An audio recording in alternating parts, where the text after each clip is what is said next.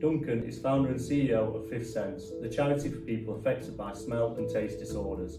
On Anosmia Awareness Day, he explains how he set up the charity and his experience of losing his sense of smell. Alright CJ, what's your favourite smell? I can't lie, Duncan, at the minute there's a local gym where I go to and they have got my favourite chicken shop right across the road, and every time I go into the gym and leave the gym, well, especially more when I'm leaving, the smell just lingers across the car park and it's absolutely calling me most of the time. So Duncan, what is anosmia? So anosmia is the medical term for the inability to smell. How many people does that affect and why? Probably more than you think. Research has shown that as much as 5% of the population may have no sense of smell. There are all sorts of reasons for this. Head injuries, as in my case, viruses like COVID-19, but also colds and flu, also sinus problems, but then also there's something that happens to most of us, the ageing process. Like our sight and hearing, we can start to lose our sense of smell as we get older, and it's thought that potentially as much as 25% of people over the age of 65 have some degree of smell loss. Yeah, of course. So how does gas safety affect people with anosmia, even more than it would your average person? Well, if you think about it, we really rely on our sense of smell to detect dangers.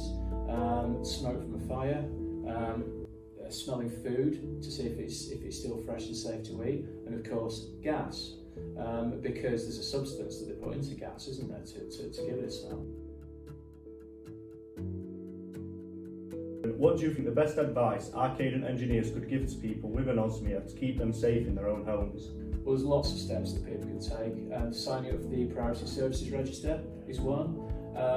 Getting a natural gas detector, if people are able to get hold of one. They're not as readily available as carbon monoxide and smoke detectors at the moment, but that's something that Cadent and Fifth Sense are working to change. Also have a designated nose, we call it, so you know, a friend, family member, neighbour who can smell, get them to come and check if you've got any concerns. But also get gas appliances serviced regularly. That's really important. And then something that I do as well is I've got a cooking timer that I use. So if I put food on in the oven, if something starts to burn or I can't smell it, I've got the timer to go off and beep, and I find that quite helpful. Yeah, definitely. I think that's really good advice, and it's a lot of safety points that when put together, they do keep you safe in your own home. So Duncan, how are Cadent and Fifth Sense working together to help people living with anosmia? Cadent are funding Fifth Sense to deliver quite a big programme of providing support, information and education to public and professional audiences. We're working with the NHS. We've delivered educational sessions to a lot of post-COVID services around the country. Also, we're delivering educational sessions to some of the UK's biggest charities where smell loss can be a factor, so like Parkinson's disease, Alzheimer's disease, and all of this work that we're doing contains this really important safety information and advice. We're dealing with a sensory impairment that has lacked recognition for a very long time. COVID really sort of brought it to people's attention, but there's still this sort of lack of awareness of actually how much of an impact that smell and taste dysfunction has on people's lives, and we're working together to change that, and Cadent support is really, really vital to this.